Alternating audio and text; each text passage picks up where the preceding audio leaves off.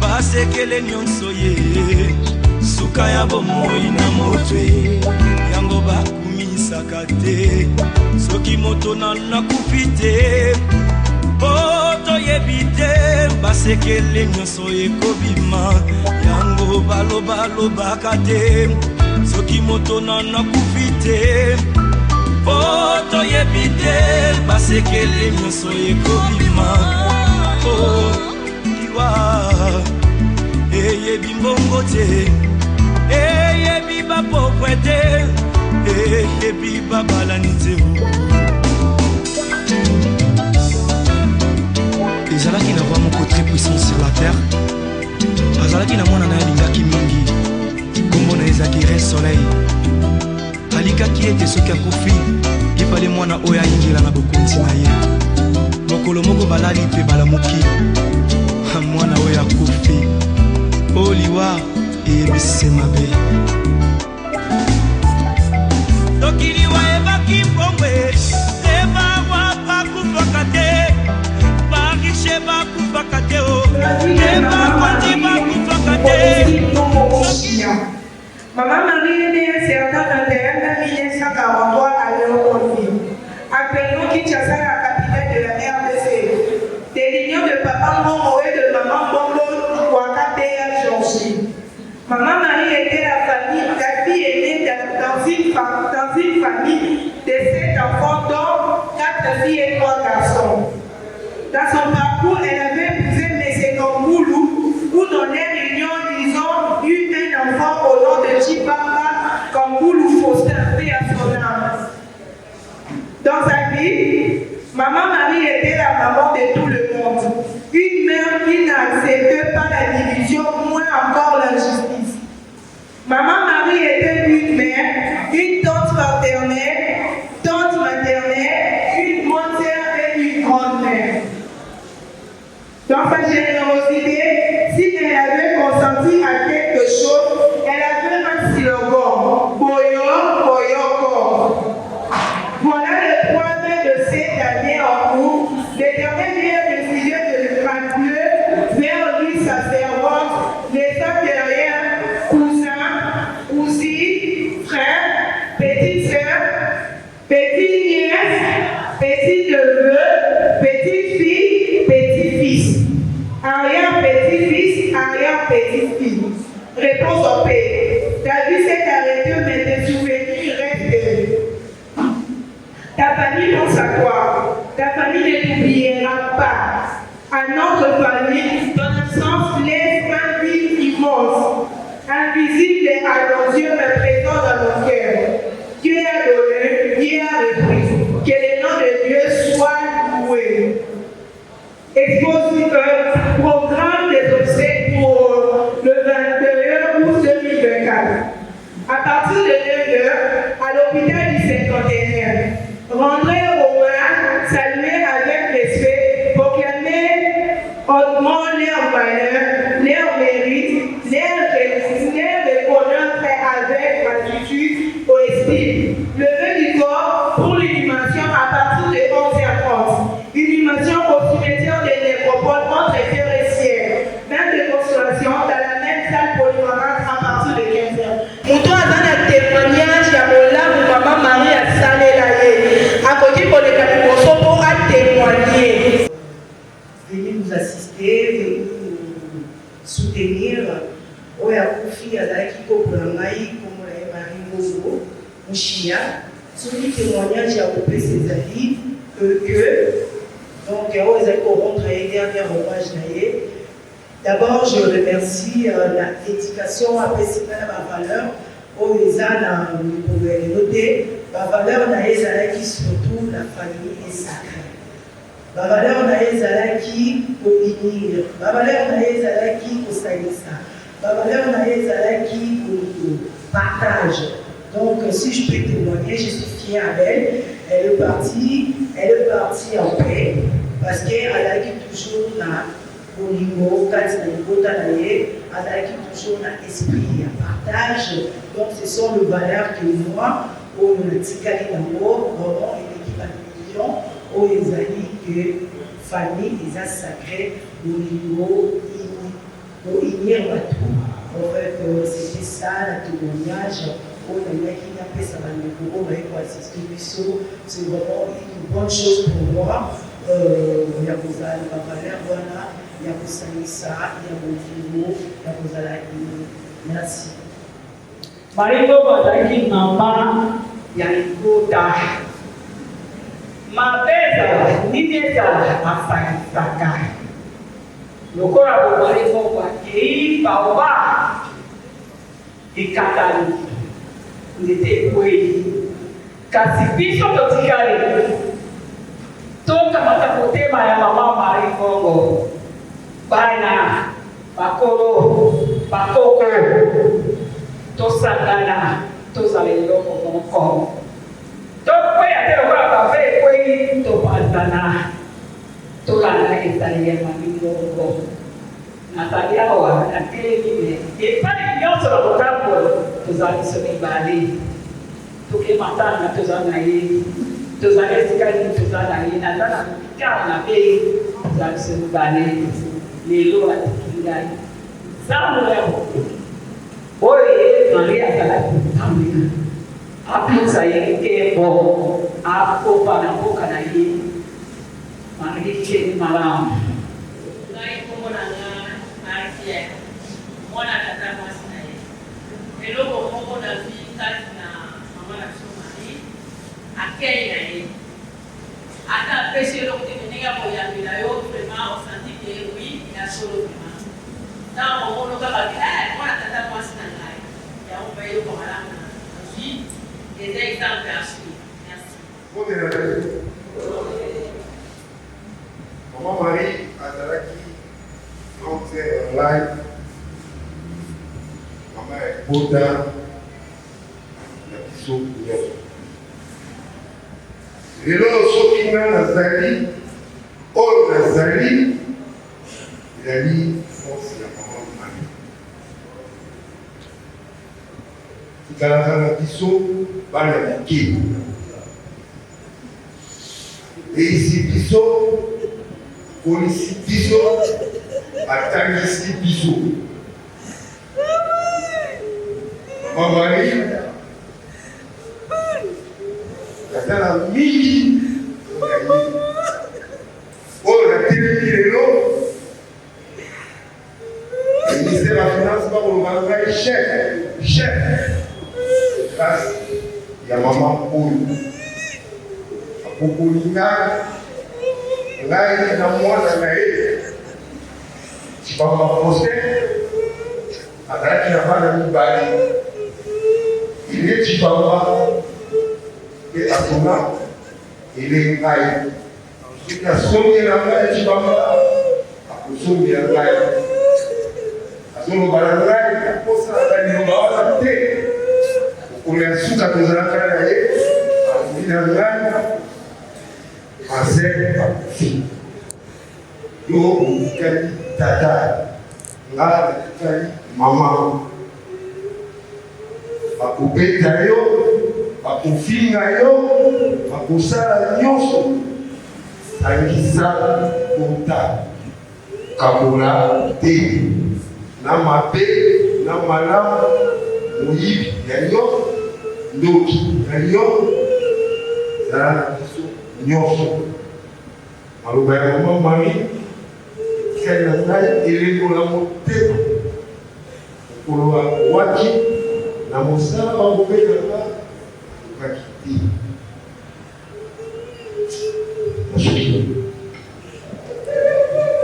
Témoignage. Nga moko nazali Zoï ya Maman Marie Congo. Maman Marie, elle était comme une tante pour moi, mais même si à comment il le rôle avant. Mais voici quelque chose qui me dérange, je l'appelle, elle répondait directement.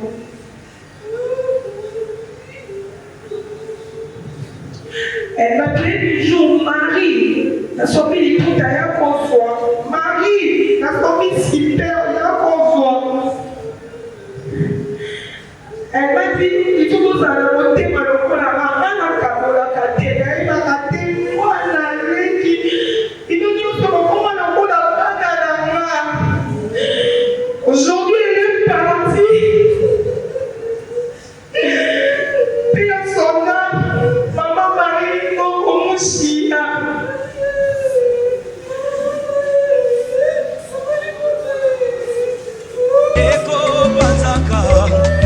basekele nyonso ye suka ya bomoi na motwe yango bakumisaka te soki moto nakufi te po toyebi te basekele nyonso ekobima yango balobaka te soki moto nakufi te po toyebi te basekele nyonso ekobima liwa eyebi mbongo te eyebi bapokwe te eyebi babalani te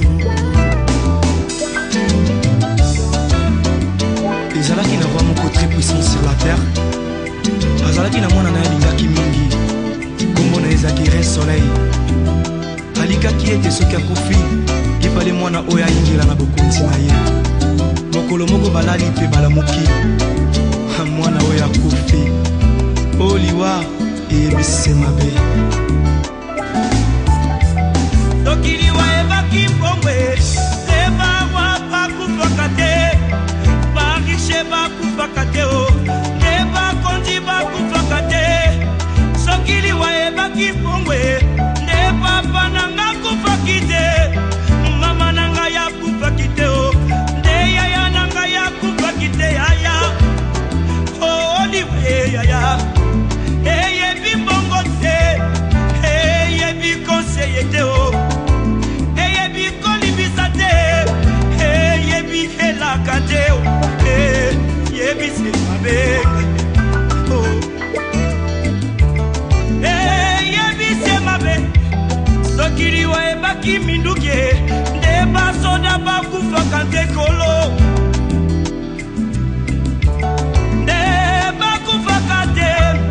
soki liwa ebaki masano nde bato masano bakufaka te yaya nde bakufaka te papa liwa eyebi kolata te eyebi honere te o eyebi bolamu te eyebi nyonso te o eyebi semabe yaya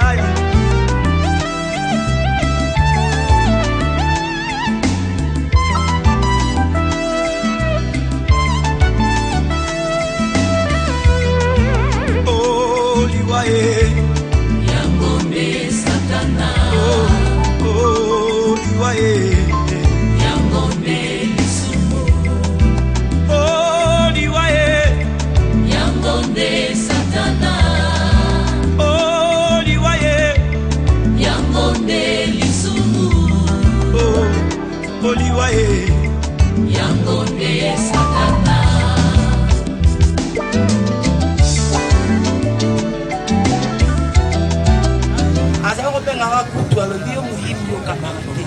donc parce que il y a l'ingaki et logo à des abouki bokabola na baninga donc nazaki vraiment naza na loba naza le tikani oza na richesse oza ya monene valeur oza ya kosalisa et puis partage amour merci.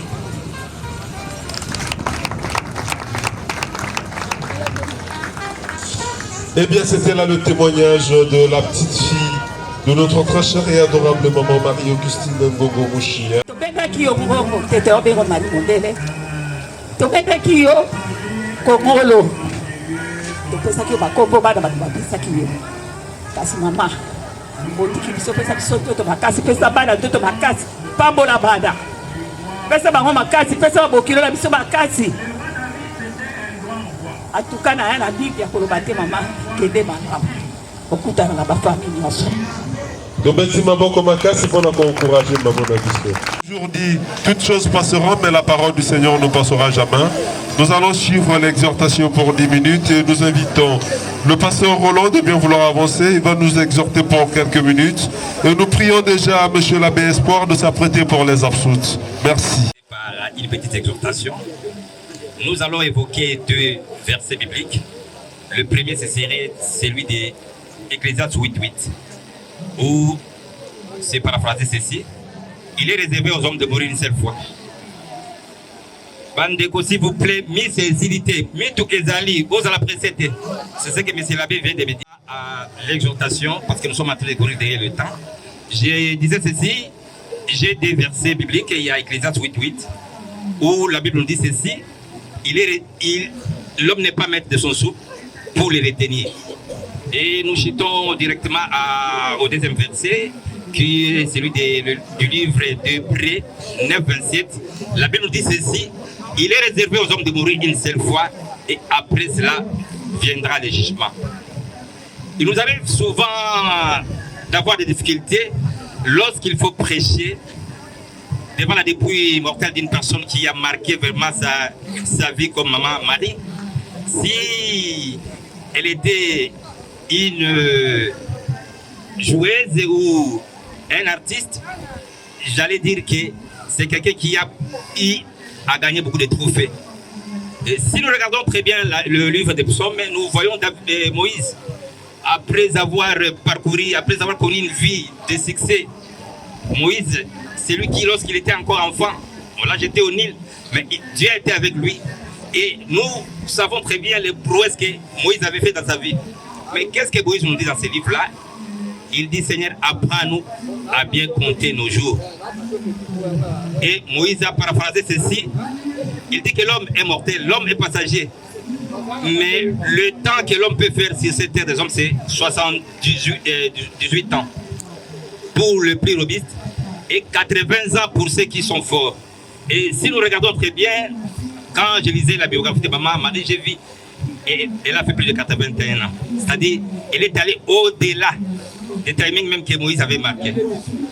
Donc pour nous dire ceci, dans la vie de l'homme, malgré tout ce que nous pouvons faire, l'homme doit savoir que lorsqu'il est en train de se promener, lorsqu'il est en train de monter à bord d'un avion, lorsqu'il peut faire tout, ce n'est pas mauvais de monter à bord d'un avion. D'ailleurs, j'aime ça parce que j'ai fait aussi ce domaine-là. Monter à bord d'un avion, c'est une bonne chose. Mais dans tout ce que nous pouvons faire comme exploit, si c'était des hommes, nous devons savoir que la mort est là. Au combo ya tata, pe ya mwana, pe ya limo santu. Bandeko. Awa tokokoba mosala mwa kokunda mama wa biso Marie Augustine. Lokola ba Kristu bamesani kosala tokobondela Nzambe mokonzi wa bomoi. Pote na nguya ya ye asekwisa mama wa biso Marie Augustine. Akotisa ye omolongo mwa basantu. Kristu mokengeli molamu wa pata sikawa akumba ye omabeke. Azongisa ye omaboko matata. Bongo mama wa biso Marie Augustine ayoka esengo elongo na basantu omboka ya kumu wa bileko. Tosambela. Nzambe yotangolu. Tokotika mama wa biso Marie Augustine omaboko mayo. Tozali na elikia enene te nda sekwi omokolo mosuka. Elongo na bato banso bawei oboyambi Kristu. Mokonzi, tokotondo yo botondi po ya malamu manso. Opesaki mosaleli wa yo, tango azalaki na ino awa ose. Mana manso makolakisa biso bolingi bwa yo. Makolakisa pe lisanga tokosangana banso na Kristu. Nzambe tangolu, tokosenge yo. Otandela biso matoi. Ondima losambo la biso. Oyamba mosaleli wa yo ndako ya yo. Biso baye totikali na ino awa onse. Tolendisa mitema na mateya mayo. Zali Nzambe. Elongo na yo pe na elimo santu. Obileko biso seko. Maria Losambo tondi gracia. Mokonzi azali na yo. Abenisi yo ya moya basi banso. Abenisi pe sumwana wa yo. Santu Maria, mama wa Nzambe, sambela po ya biso basumuki, sikawa tango ya liwa ya biso. Amen. Maria Losambo tondi gracia. Mokonzi azali na yo, abenisi yo yambo ya basi banso, abenisi pe sumwana wa yo. Santu Maria, mama wa Nzambe, sambela po ya biso basumuki, sikawa tango ya liwa ya biso. Amen.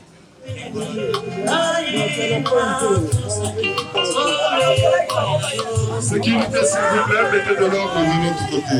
S'il vous plaît, mettez de l'ordre, s'il vous plaît.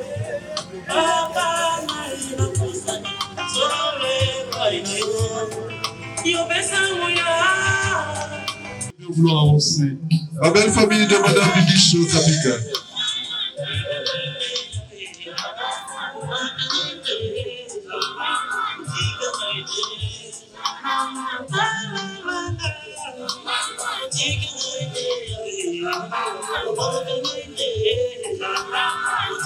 Nous prions la famille qui de bien vouloir avancer.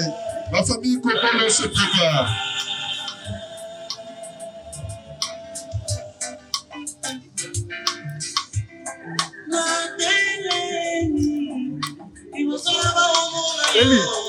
Feli.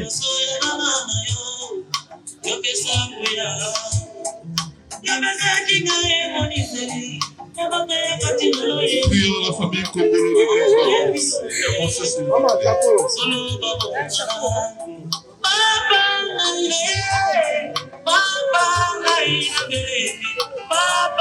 la famille Ilouka se prépare. Famille Ilouka, vous pouvez déjà vous apprêter et avancer.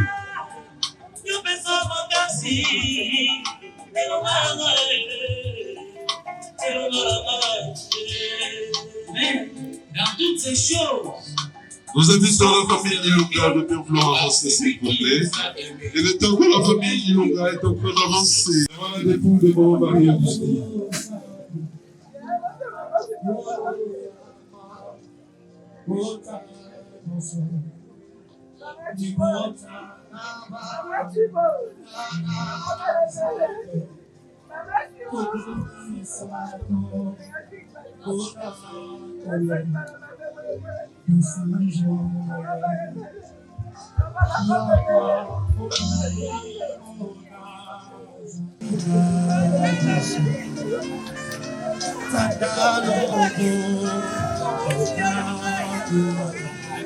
Les frères et sœurs,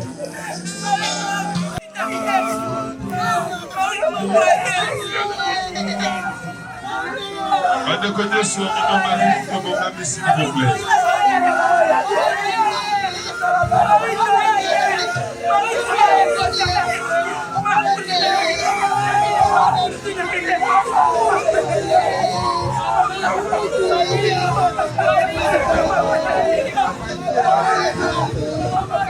J'ai un peu de ça, s'il vous plaît.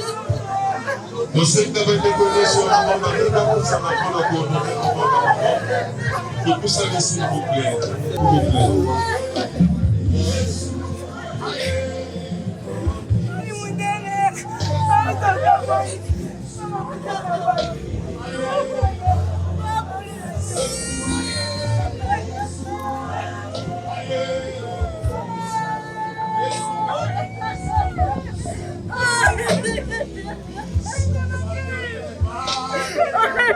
Nous prions de ne pas traîner, avancer rapidement. La sécurité doit à ce que les gens ne puissent pas traîner. Pendant que nous sommes un bon mari, te poussez, s'il vous plaît.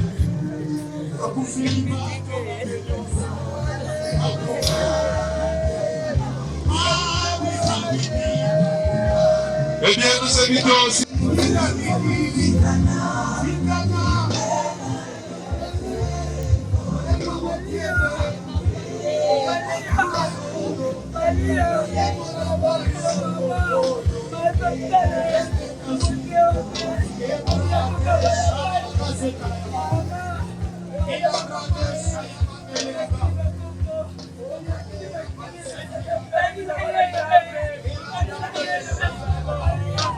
Mutila mwachi, takela mwana mukoko, Yasua pour toi mi bambo, un enfant nous est né, et un fils nous est donné, pour nous sauver, on l'appellera.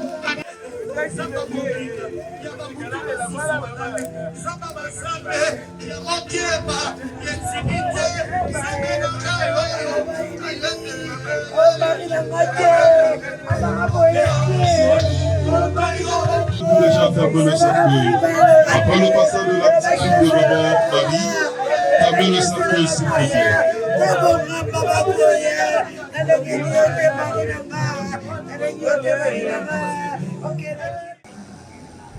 Nzambe wa bokasi bonso abenisa nzoto ya mama, abenisa pe biso bonso tozali awa, Zambi azali tata, mwana na Elimo Santo. Notre chambre moins adorable, Marie-Augustine Ngongo Mouchia. Mesdames et messieurs, nous vous invitons tous de vous lever, s'il vous plaît. Côté les Mibisonio sur Nicolo.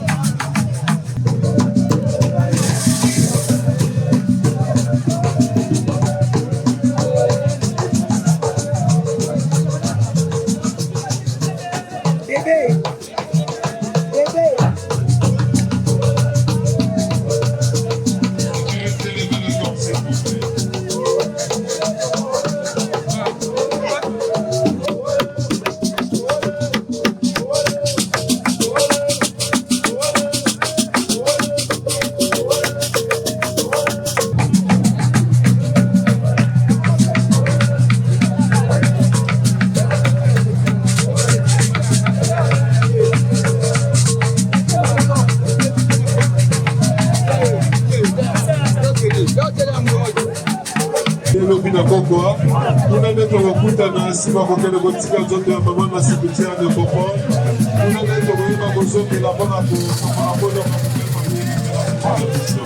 merci beaucoup, de Popon. Merci.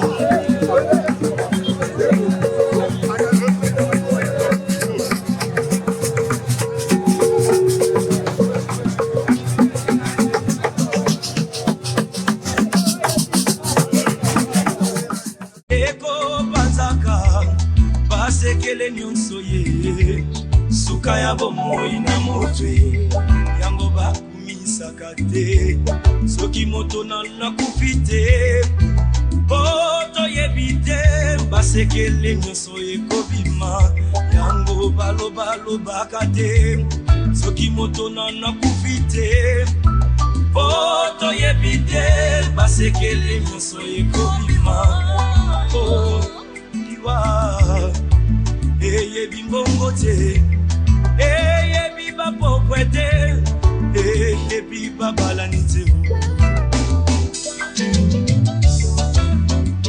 ezalaki na roi moko très puissant sur la terre azalaki na mwana na ye alingaki mingi kombo na ezalaki re soleil alikaki ete soki akufi epale mwana oyo ayingela na bokonzi na ye mokolo moko balali mpe balamuki mwana oyo akufi Oliwa ebise mabe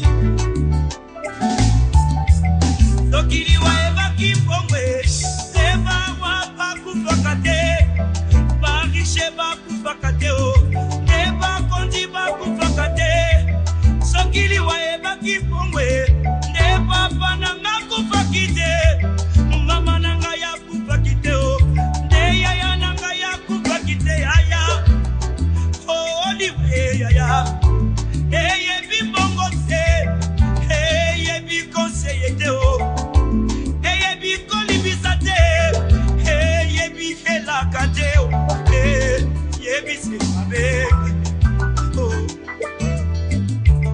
eye bi se mabe, sokiriwa ebaki minduke, neba soda bakufa kante kolo, neba kufa kante. Sokiriwa ebaki masanwe Nebaka masano bakufa kate Yaya Neba kufa kate papae Oh liwa Eye bi kolata te Eye bi honere te o Eye bi bola mute Eye bi nyonso te o Eye bi se mabe yaya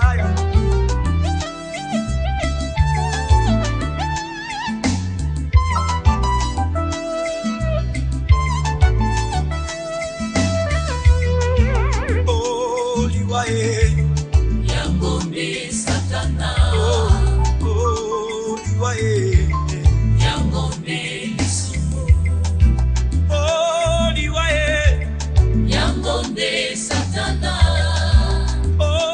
liwaye Yangombe Lisumu liwaye Yangombe Satana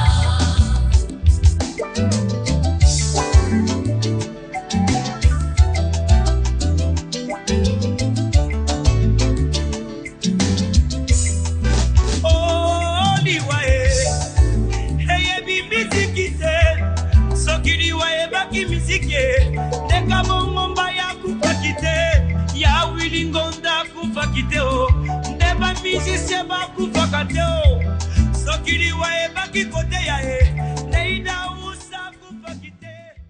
Le corbillard peut entrer s'il vous plaît.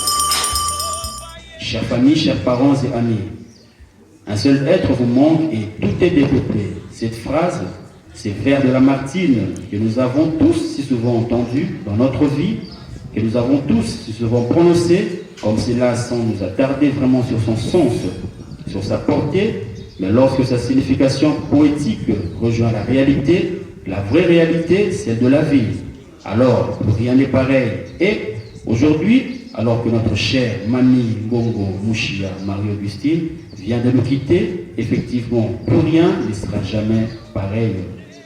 En ces moments circonstanciels où tous bouleversés et attristés, qu'il nous soit permis de présenter à vous, sa famille, nos condoléances les plus sincères, tout en esquissant quelques clichés autoportraits de cet illustre cher dont il faut se séparer aujourd'hui, car séparation, il y a pour ceux et celles qui d'entre vous ne le savent pas, ainsi que pour les générations futures. L'histoire retiendra que Mamie Marie-Augustine tire sa lignée parentale de Papa Ngongo et Maman Mbombo Wakabea du village Bakwanyanga, secteur de Sankourou, territoire de Lusambo, dans la belle province agricole du Sankourou, pour affirmer cette nouvelle vie éternelle de Mamie Marie-Augustine, qui n'est plus à chercher à son domicile, si numéro 30 de l'avenue Kapanga, quartier Boyoma, de la commune de Kinshasa, ni après le culte dominical à la paroisse Saint-Pierre, dans la même commune où elle était une fervente chrétienne catholique, car à cet instant précis, celle que le proche appelait tendrement Mamari vient de changer d'adresse et des communes pour reposer désormais ici à la nécropole académique entre terre et ciel, dans le quartier Pictor, à l'E4, au numéro 48 de la rue de la Béatitude. Nous réitérons à vous, sa famille, nos plus sincères condoléances. Chère famille, maintenant que Mamie Marie-Augustine mérite la paix et le repos éternel, nous pouvons à l'unisson lui dire au revoir avec des mots empruntés à la langue chère, à ses aïeux, la langue qui caressa ses rêves d'enfance. Comme on le dit en Chiluba, Maman Ngongo Marie-Augustine Waya Bilpa. Je vous prie de vous lever. Approchez-vous du corbillard en formant deux rangées de marche sur la mer. Basekele nyonso ye suka ya bomoi na motwe yango bakumisaka te soki moto nakufi te toyebi te basekele nyonso ekobima yango balobalobaka te soki moto nakufi te toyebi te basekele nyonso ekobima liwa eyebi mbongo te eyebi bapokwe te eyebi babalani te. ezalaki na roi moko très puissant sur la terre, azalaki na mwana na ye alingaki mingi, kombo na ezalaki Re Soleil. Alikaki ete soki akofi epale mwana oyo ayingela na bokonzi na ye, mokolo moko balali mpe balamuki mwana oyo akofi o liwa eyebisi mabe. Soki liwa ebaki mbongwe ebawa bakufaka te, barishe bakufaka te o ebakondi bakufaka te. Soki liwa ebaki mbongwe papa nanga kufaki te, mama nanga ya kufaki te o nde yaya nanga ya kufaki te yaya o liwe yaya eyebi mbongo te eyebi konseye te o eyebi kolibisa te eyebi helaka te o eyebi se mabe eyebi se mabe. Soki liwa ebaki minduke nde basoda bakufaka nte kolo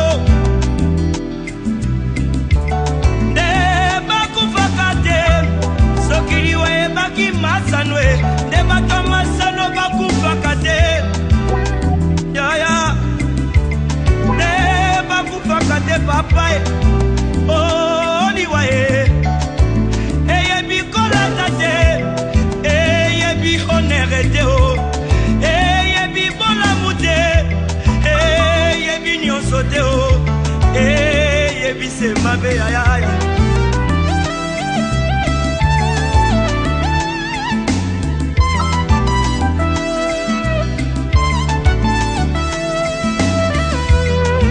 oh liwaye Yangombe Satana oh liwaye Yangombe Lisumu oh liwaye Yangombe Satana oh liwaye Yangombe Lisumu oh liwaye Yangombe Satana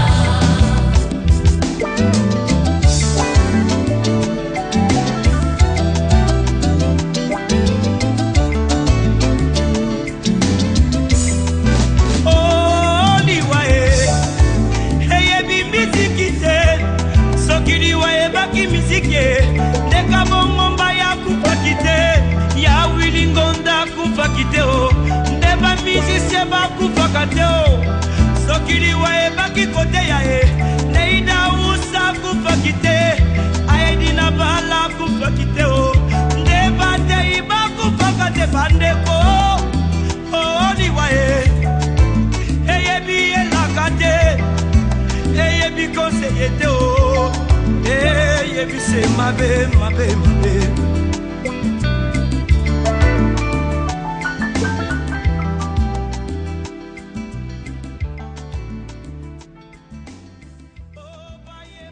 Chère famille, s'il y a quelqu'un qui est inspiré, et les mots de circonstance pour la famille. Nous vous remercions beaucoup d'avoir choisi notre site pour les démonstrer de notre cher Mama pour vos maris. Faites-on pour les familles. Merci à vous. Il y a ceci. La Bible nous dit ceci, qu'on ne peut pas s'adresser aux morts. Même si on avait prêché là-bas, ce n'était pas pour Maman Marie. Pour elle, c'était déjà clos depuis les 3. Quand elle était décédée. Donc pour naïe c'est là qui déjà. Les tout autres awana za kapona comité anga moko tuzaba musala nzambe ote abande kwa zana bomoyi de manière c'est que bazonga la nzela nzambe. Donc na répéter susu kosola na moite. Kosola na moite o mama otiki biso no. Ezalaka mabe liboso ya mission nzambe. C'est une abomination. Donc nous allons faire une courte prière et laisser tout le monde entièrement entre les mains de Dieu. Service des sukuna na basal tozonga pour na be de consolation nzamba ba de la mission. Elemi dembeni na yo yamba masanjo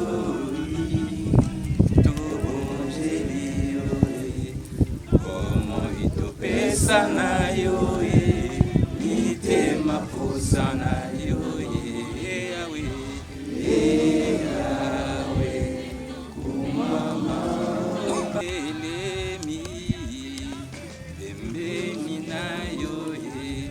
yamba masanjo tubonjeli yo como itopesa na yo mitema posa na yo yawe yawe kumama como itopesa na yo mitema posa na yo yawe